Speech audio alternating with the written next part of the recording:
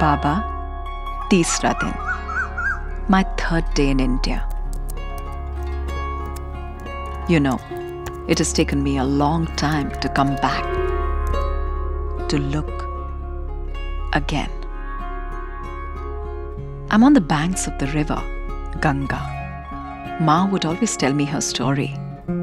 How she's not just a river, but a goddess. How that mountain is not just a mountain, but a god. And how that tree is really not a tree, but God flowing as the tree. So many stories, so many songs. I wonder what Ma's India is, what I have lost, and what I'm to find again.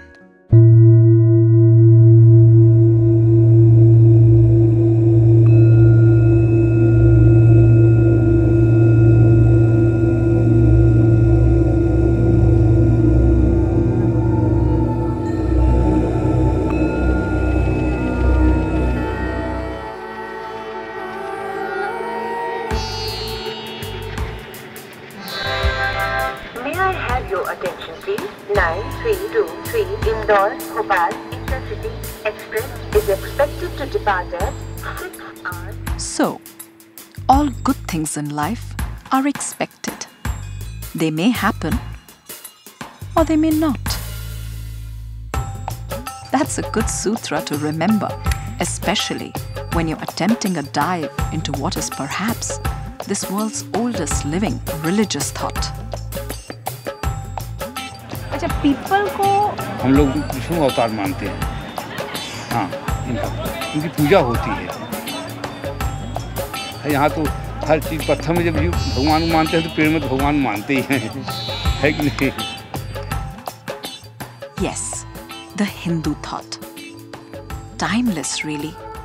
3,000, 5,000, who knows how many years old. And to top that, diverse. No single founder, no single book, no single right, no single wrong.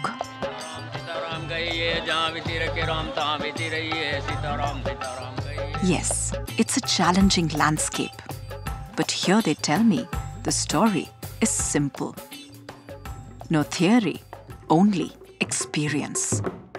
One-on-one, direct.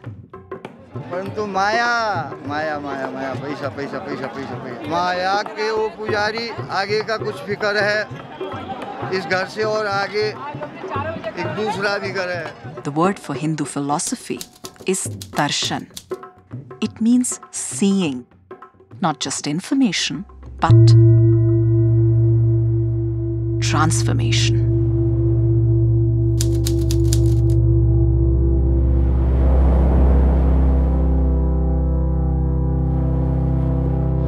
You're not good enough, you don't have enough, you're not tall enough, thin enough, rich enough, famous enough. Okay, you are born into a good family, you have a good education, you get married, you climb the corporate ladder, you get to the top, you earn so many millions of dollars, fine. But is that one's life? Baba, love affairs, ambitions, success, failure, happy, sad. everything coming and going, appear and stay for some time and goes away. The real is that which is present, eternally, has always been, will always be. The opposite is the unreal, constantly changing. In between is Maya, that which appears as real, eternal, but is always in flux.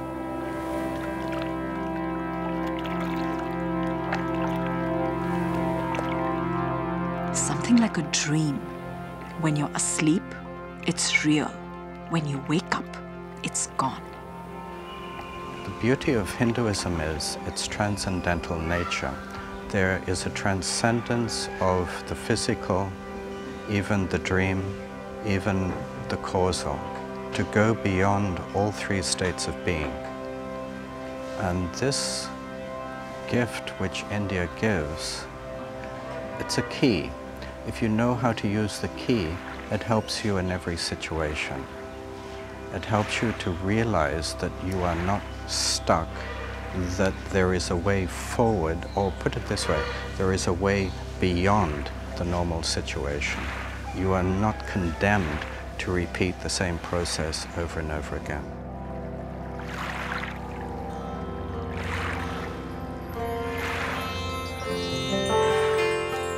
A long time ago, perhaps it wasn't such a long time ago. It was the 19th of August, 1975. It was a Wednesday. I arrived about 3:30 in the afternoon. I was just going to ask you if you remember. Christopher Quilke, an Australian miner, arrived in India. Something deep inside of me said, I've come home. It was an actual physical vibration. And I looked down, and again it said, I've come home. Sages in India speak of the entire existence as our home. Rivers, the mountains, the earth, the sky. For many that are thirsty, India is an invitation into a journey towards the universal home. Here, they call it moksha. It's not really a nation. Not a nation. No, it's a bhumi. It's a holy bhumi. It's a holy place. Now, this is one of the wonders of India. No matter how much we think about it and intellectualize India, its philosophy and culture, we cannot comprehend it with our mind. It's something transcendental. And I think that is why Westerners are attracted here, because they cannot control it. It's beyond their powers of analysis, of intellect, and yet they know it's palpable, it's alive.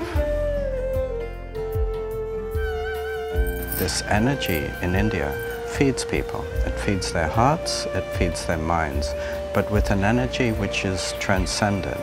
It's not something which you can identify specifically. It's just there. If somebody comes to India, you come open with few concepts. And India has that lila, that beautiful game which will take you where you have to go, you will meet whomsoever you have to meet, and according to your aspirations, you will find that which you are ready for, nor more, nor less. India, for me, to be frank, India is a great mother. Once upon a time in Spain, Francisco, 15 years of age, went to school. He was given a book to read, the Indian epic Bhagavad Gita, the celestial song. For me, it was the first thing which I had read in this, my 15 years short life, which had meaning. I mean, real meaning. He started practicing yoga, meditation. At the age of 20, some 40 years ago, he came to India and became Swami Satyananda, the one who discovers bliss in the eternal truth. Gita was the key, yes. Some of the shlokas were speaking of Atma, made a big impression on me. I will call that Purva Jamma Samskar. If I have to explain it, it is a samskar from Purva Jamma, from another life. And that put me in touch with that trend. Na prahrishye priyam prapya no dvije prapya cha priyam stira buddhira sammudhaha brahma vibrahmani sthitaha bahya sparshe svasaktatma vindatyatmani yat sukham Sabrahma yoga yuktatma sukhamakshayamashnote. Hindus have searched and searched deep, beyond dualities, beyond the transient, for the one, the eternal, the Supreme Self, the Absolute, Brahma, divine ground of all that is, Sat, Chit, Ananda. Truth, consciousness, bliss.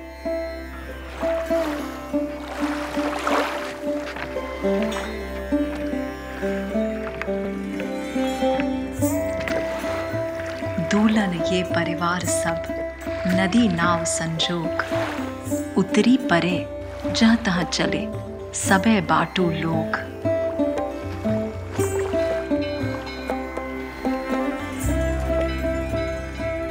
Baba, Hindus call religion a spiritual adventure. The adventure is long and often not easy. You see my friend Carlos, he's having a tough day. Maya, of course, Maya. Yes, I'm working on it.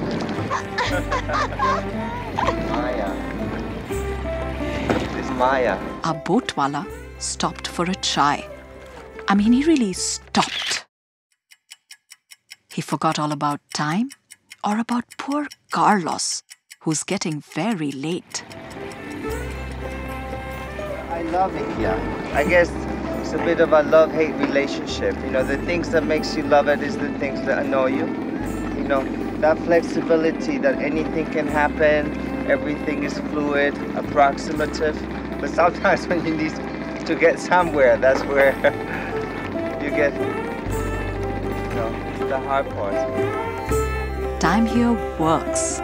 Did I just say works? यहाँ तो हर आदमी अपना अपना पाठ करने आया है. जैसे कोई राजा का पाठ कर रहा है, कोई पंडा का कर रहा है, कोई पुजारी का कर रहा है, कोई भिखारी का कर रहा है, कोई कबाड़ी का कर रहा है. हर आदमी अपना अपना पाठ कर रहा है. जिस काम में, जिस धाम में या जिस नाम में रहो, श्री राधा रमण राधा रमण राधा रमण को. The Hindu tradition is of many lives, many philosophies, many cultures, subcultures, and many more. Gods, 33 million.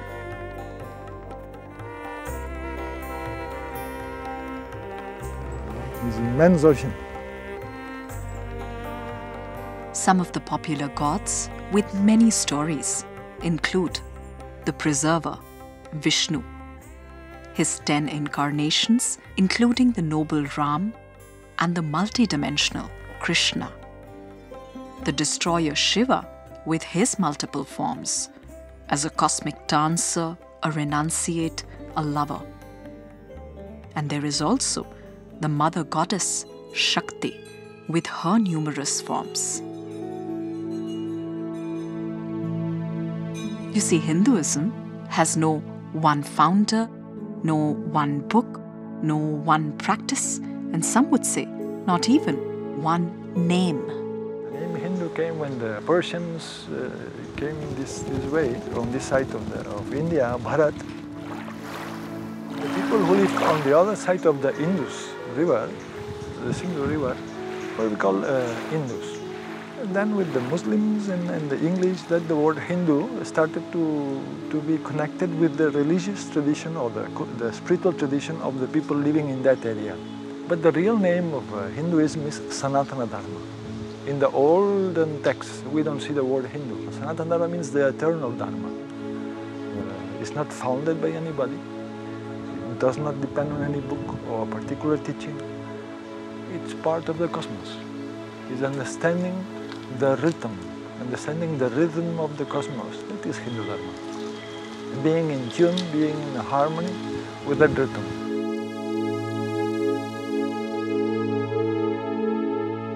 A Hindu can go to a temple to pray.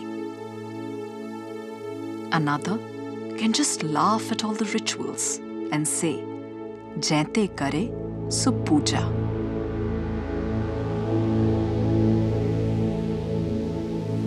With hundreds and thousands of different approaches, because Hindu Dharma accepts the multiplicity and the variety in nature. In nature, do we look at these trees? Not one is the same as the other one. So all human beings, we have all different potentialities. And that great mother, which is Hindu Dharma, gives us different ways of approach to each one of us. Normally religion has a book, a teaching, and one way. That is not there for Hindu Dharma. That's why sometimes Westerners have difficulty in understanding Hinduism, because things are like this in one place and the other way around in the other place, and then there is something completely different. They say, well, then what? This plus that plus many more. The possibilities are infinite. That's the beauty of Hinduism.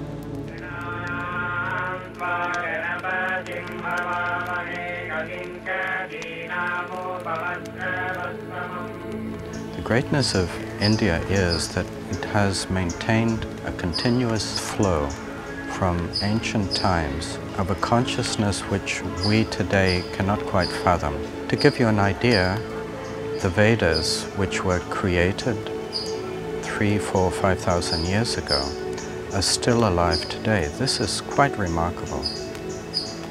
That there is a living force, a vibration, which nourishes, which feeds the Indian psyche. Baba, this is the 21st century. Now the Vedas were created thousands of years even before Christ. Some say 3000 BC. And here Christopher was saying that Vedas still live within the Indian psyche. I looked within. And then I remembered a song I have heard since I was a child. Lead me from untruth to truth, from darkness to light, from death to immortality.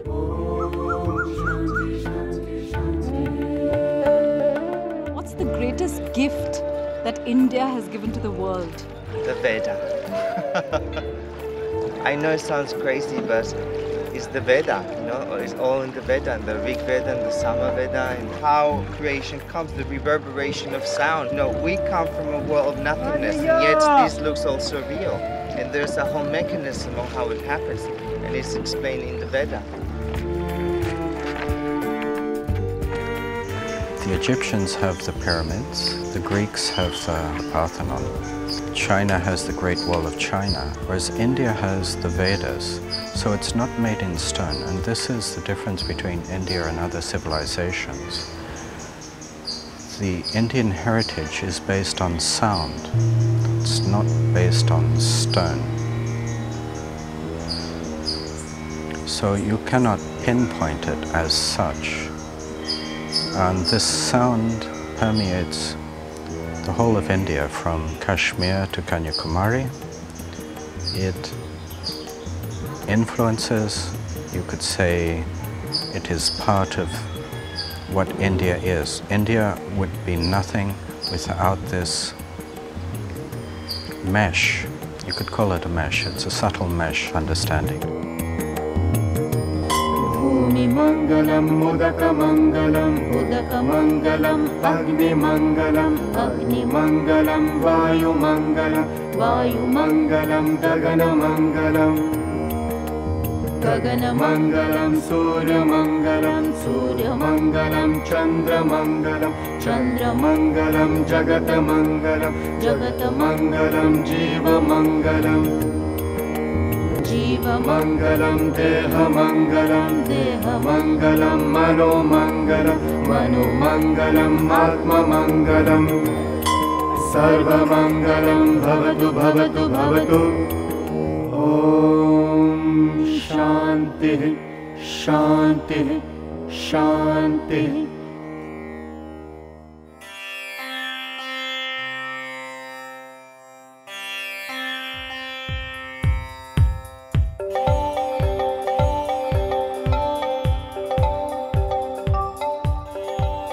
I'm at the Mahakumbh, the world's largest gathering of people. A pilgrimage that happens every 12 years. since God knows how many years. Hindus from all over are here celebrating Sangam, the merger of India's 3 sacred rivers. Ganga and Yamuna, present in their physical form. But the third, Saraswati. Saraswati माता गुप्त नदी वो नहीं दिखती, वो अंतरवाणी है, नहीं दिखती। जैसे घर में माता बहन लोग 3 चोटी बनाती हैं, घर में बांधती हैं, उसको कंप्लीट करने के बाद 2 दिखती है, उसी तरह ये भी रहती है। रहती 3 है, दिखती 2 है कंप्लीट होने के बाद। बस इतना ही। Sometimes I feel India is also like Saraswati, essentially present.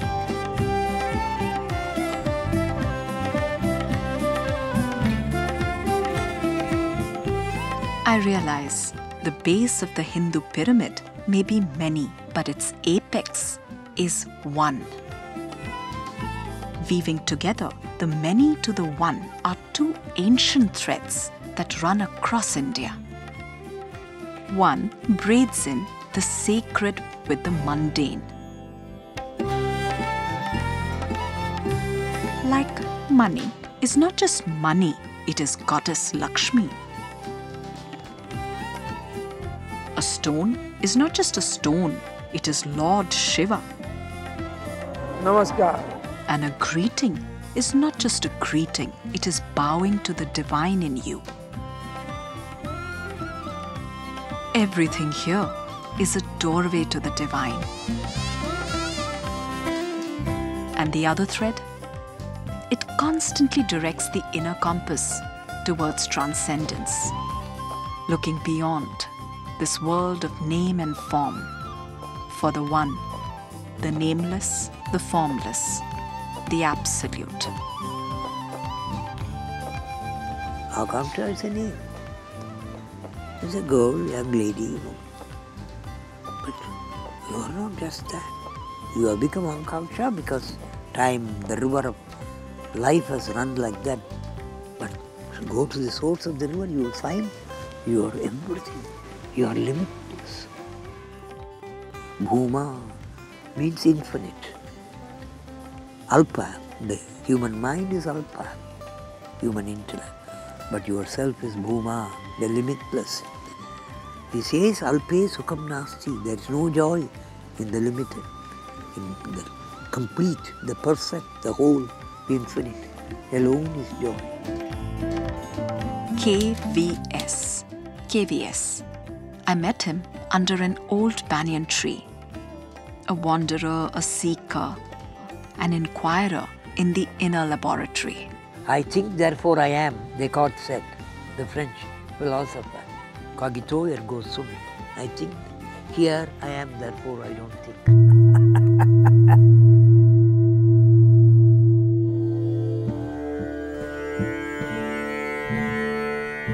I'm sitting in a dark room in the mountains, staring out at the tree.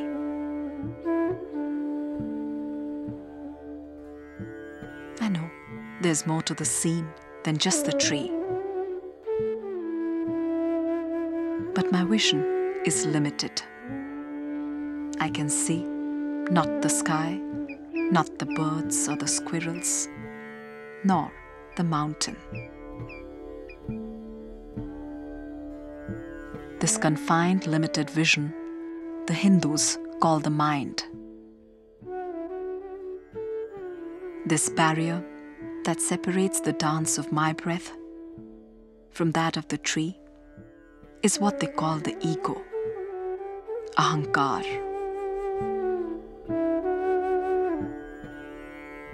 I remember Jung, called Gustav Jung, you have heard?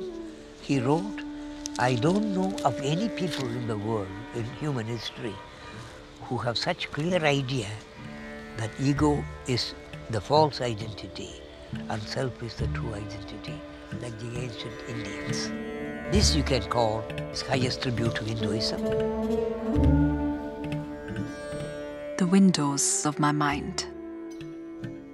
Nation, gender, age, class, caste, relations, yes, even religion. I step out and look. Dhyana. A state of being contentless, windowless, out under the open sky.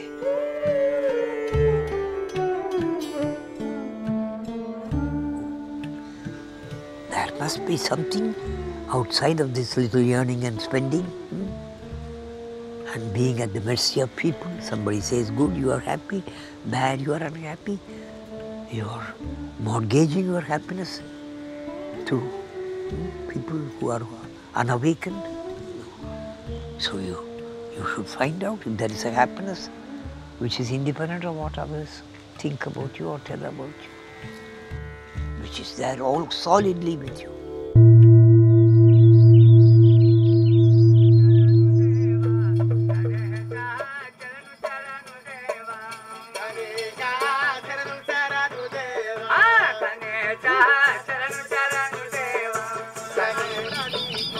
Baba, happiness comes easy in the mornings. So do stories. It was some 100 years ago. A bird lived in the forest. One day a man accidentally shot her. But here, life moves in circles. Soon the bird was born in his house as his daughter, my Amma. For the Hindus, Atma, the soul, is movement. From one species to other, from one body to another. So I could have been a rock, a tree, a bird, a monkey, before I became me. Sansar. In this beginningless, endless cycle of birth, rebirth, we are all related.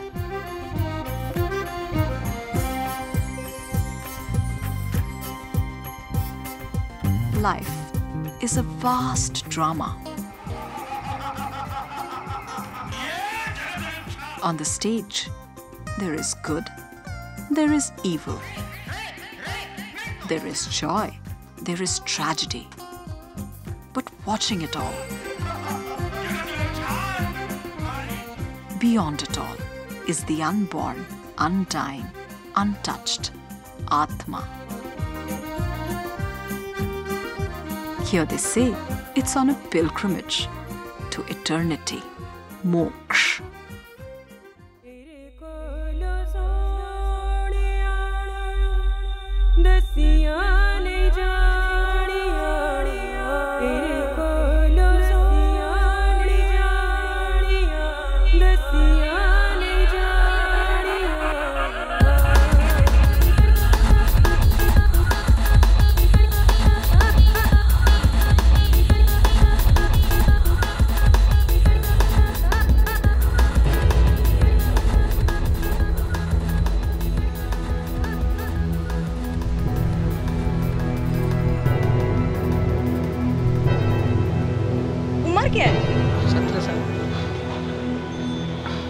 वो भी नहीं पता कब पैदा हुए, जन्मदिन भी नहीं पता कब जन्मदिन है। माँ बाप को नहीं याद? नहीं, माँ बाप को याद तो भी करेगा, नहीं पूछते नहीं है, पूछने में अच्छा नहीं लगता। वो पिक्चर कौन सी है मैडम, जब हम मरने को हैं और आखिरी सोच है, आखिरी सांसें चल रही है हमारी, वो पिक्चर कौन सी होती है?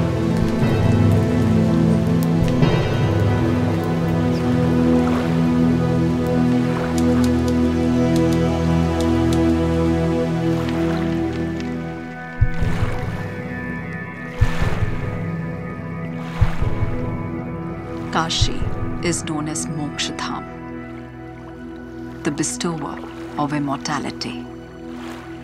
Paradoxically, in its very heart throbs death.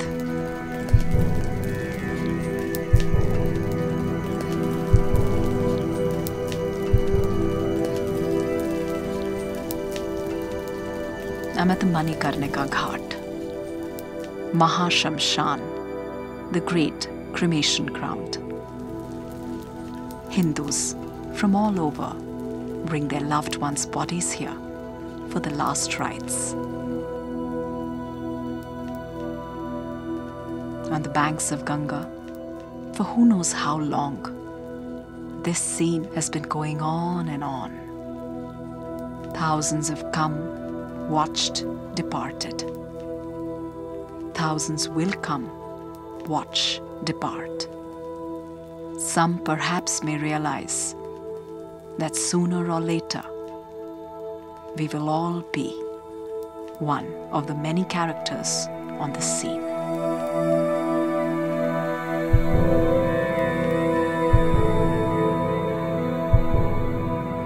हम जानते हैं आपको, ठीक है, अब मर गए, मरेंगे नहीं लेकिन मर गए, मान लीजिए अब मर गए तो हम लोग जितने दोस्त हैं, लोकल दोस्त हैं, हम लोग सबको पैसा मिला के यहाँ जला देते हैं, ठीक है, इसी को कर्मा बोलते हैं, इसी को कर्मा बोलते हैं। अब वो नसीब वाले रहते हैं कि ये सब करते हैं। देहिनो अस्मिन् यथा देहे कौमारम यौवनम जरा तथा देहांतर प्राप्तिर धीरः तत्र न मुह्यति. Body is like a clay pot.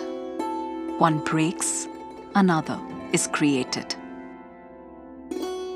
The untouched Atma moves from the old to the new. But it carries with it residues of actions, of desires, of ignorance that prevent its union with the whole.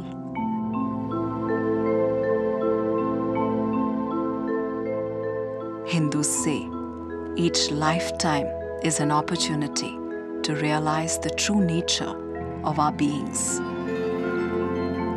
one with the eternal, Sat, Chit, Anand.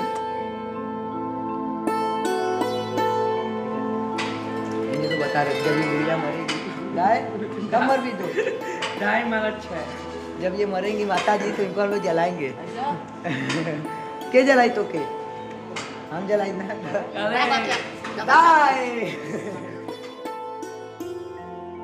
Dai is very popular with the gully boys.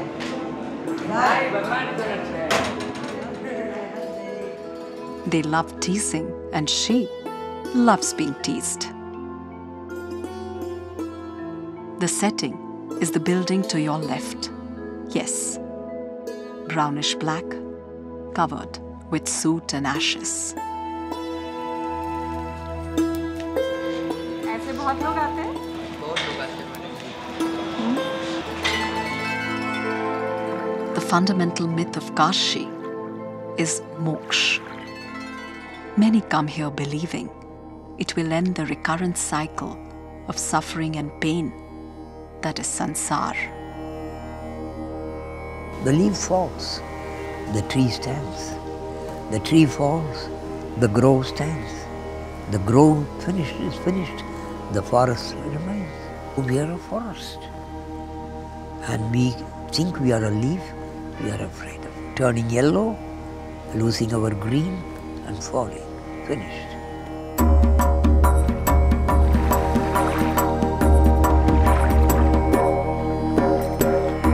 मरो वे जोगी मरो, मरण है मीठा, तिस मरणी मरो, जिस मरणी गोरख मरे दीठा. त्र्यंबकं यजामहे. The death of the body alone is not the real death. The sweet death that the saints speak of is the death of the ego, of time, of dualities, of the small prison called I. Om Trayambakam Yajamahe Sugandhim Pushtivardhanam Urvarukamiva Bandhanam Mrityurmukshya Mamritat.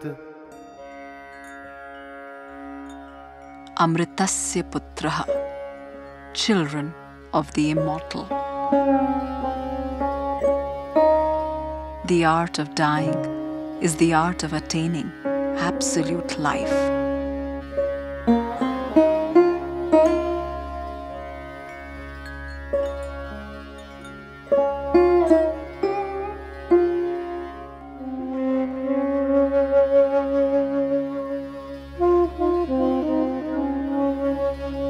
Baba, India, elates, melts, terrifies, shocks, teases my entire being. Her offering is like fire, constantly moving upwards, purifying the real from the unreal. In thousands of ways, she cajoles. Choose what you like. Meditation, prayer, dancing, singing, chanting, what you like. But choose. When the universal is our home, our birthright, why remain confined to being just human?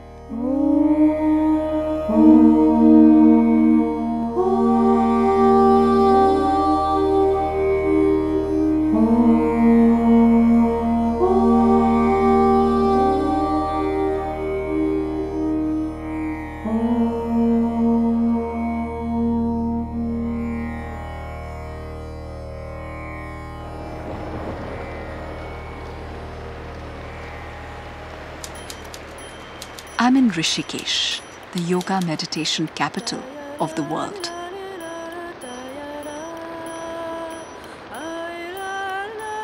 People from around 30 countries are here. What brings you here? Spiritual teachings and knowledge. Life. Happiness. Some are looking for a good body, some for a clean heart, some for happiness, others for growth. People where we live and everywhere that I go are craving to reconnect with nature, to reconnect with natural rhythms, to reconnect with earth, water, fire, air, and space. And in every way, India holds the treasure, holds the solution for this. People are hungry for what India has to offer. We have so many things. I come from America. We have everything. Everything we need, every material thing, and yet most Americans aren't happy. Because they've lost this Vedic wisdom that tells us to be happy with yourself and not with externalized possession. I've seen very few moneyed people enjoying things which are dirt-free. Like?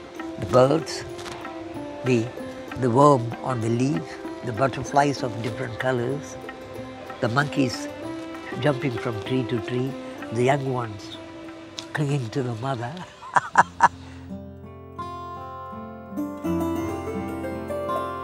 Enormous banyan tree from a tiny seed.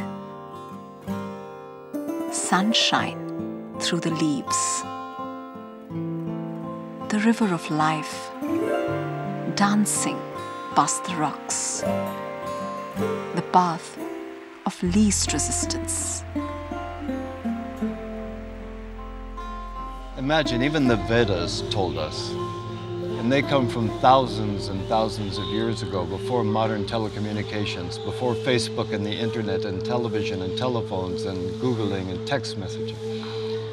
And they told us back then that we need to still the mind. Here is Bhavaram sharing with me his river of life. Once known as Brad Willis, Bhavaram was a successful war correspondent. This is what it sounded like. Covering some of the most momentous events of our times, Persian Gulf War included. But as always, life had its own plans. Bhava had an accident. He broke his back, was declared permanently disabled. Later, he was diagnosed with stage 4 of a rare and typically fatal throat cancer. Doctors gave him 2 years max. Terminal stage 4 cancer from my coverage in the Persian Gulf War and told I wouldn't live for 2 years.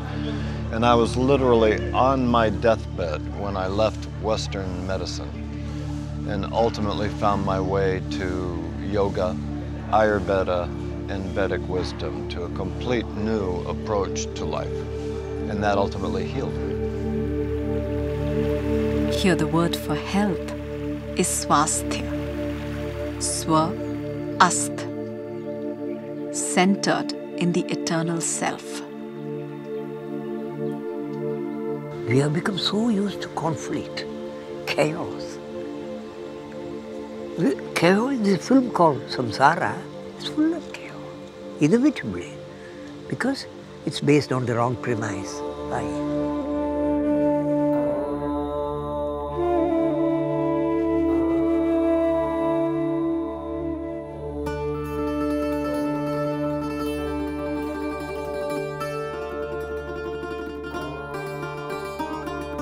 Yoga, union. No matter how broken, diseased, or lost we are, our umbilical cord to the eternal continues throbbing within. They say it is simply a question of remembering, reconnecting. Every moment is a possibility. Most of the time we're blind, so we have to wake up. Every moment is a possibility to understand that the immanent is also transcendental.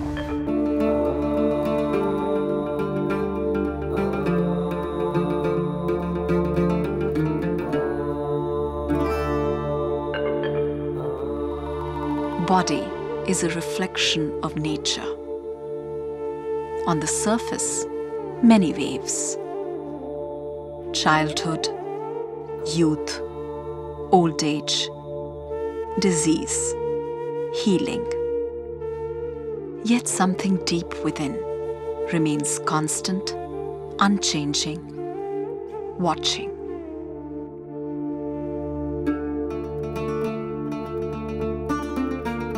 Sakshi, the witness. The witness is the self. It doesn't participate, it only observes. The mind participates. It creates the drama of life, it participates in it, suffers. The Upanishadic mantra beautifully explains it. 2 birds sat on the same branch. Dosuparna samanam vriksham parishatvajata. One of them was eating the pipala fruit. The other not eating, just observes. Eating, consuming, identifying with the whirl of changes on the periphery. Love, hate, success, failure, happy, sad.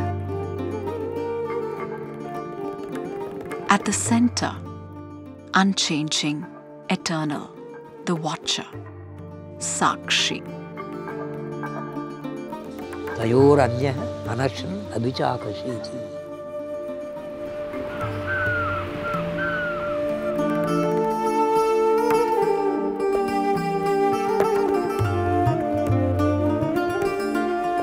Baba, we are all wanderers here, trying this way and that, sometimes through love, other times through money, power, to become more, a little bigger.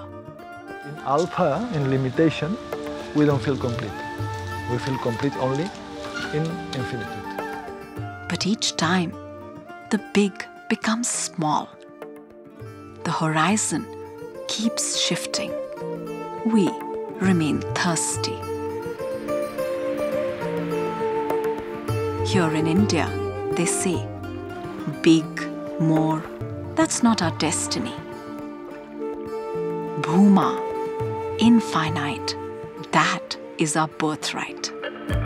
India has to be the lighthouse for the world in that sense, you know.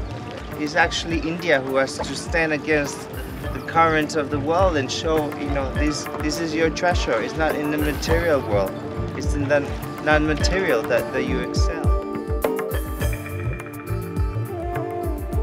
Through different people, different songs, I hear India giving that one single call.